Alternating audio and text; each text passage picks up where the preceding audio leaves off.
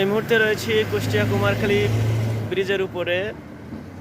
ব্রিজটি খুব সুন্দর দৃষ্টিনন্দনভাবে তৈরি করা হয়েছে। এটা বাংলাদেশ সরকারের অন্যতম একটা নিদর্শন।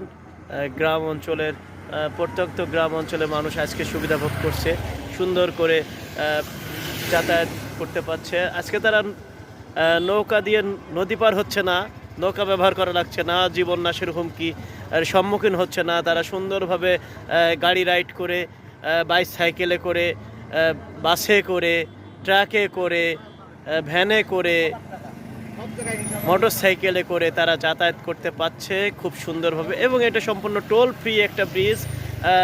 আমার বাংলার সাধারণ আমজনতা এটা ব্যবহার করতেছে। এটা খুব সুন্দর একটা দৃষ্টিনন্দন ব্রিজ। সবাইকে আসার জন্য আমন্ত্রণ, ধন্যবাদ। এই মুহূর্তে রয়েছি কুষ্টিয়া কুমারখালী ব্রিজের উপর থেকে। আমি আল মামুন রনি।